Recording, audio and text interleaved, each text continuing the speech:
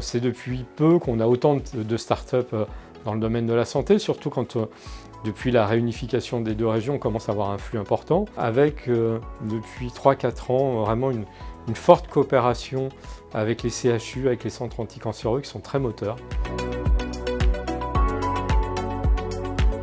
Tous les domaines concernant la Health-Tech vont finalement du préventif, c'est-à-dire le sport. Et les gestes aussi qui permettent d'avoir un réveil musculaire, de suppléer le kinésithérapeute ou l'ostéopathe, et notamment je pense à Skiway. Il y a tous les outils, l'outillage du médecin qui va faciliter la vie du médecin, que ce soit dans sa propre gestion, de manière à ce que le médecin puisse consacrer le plus de temps possible à ses patients. Ça peut aller dans le dispositif médical, donc un dispositif qui va permettre de mieux mesurer la détection d'un cancer, mieux mesurer la détection d'un virus, comme ça peut être aussi des nouvelles façons de fabriquer des médicaments. Donc là, on rentre dans les biotech.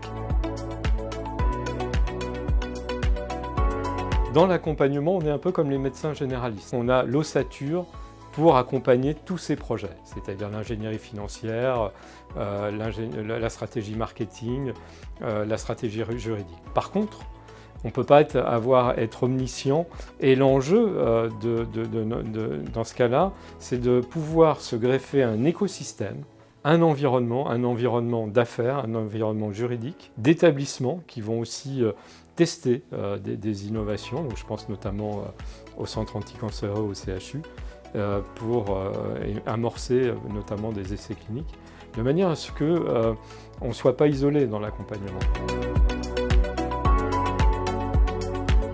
D'avoir un écosystème qui entraîne des investisseurs, des industriels, des banquiers, des hommes d'affaires, des experts, ça facilite forcément, ça sécurise le parcours des projets. Il y a des projets vraiment forts de rapprochement à travers le campus Epopéa à Caen, de tous ces acteurs, donc scientifiques, médicaux et puis valorisateurs comme Normandie Incubation. À Rouen, c'est le campus santé aussi qui est très prometteur. Il y a aussi nos amis des pôles et filières, hein. Il y a le pôle TES qui est très impliqué dans la santé, Cosmetic Valley, et puis il y a des secteurs comme l'agriculture, donc Valorial, ou le pôle mer santé, ou la logistique, qui ont forcément, à un moment donné, qui sont en lien avec ce pôle santé. Les projets sont de plus en plus prometteurs, c'est-à-dire que d'ici 5-10 ans, c'est à peu près entre 1500 et 2500 emplois.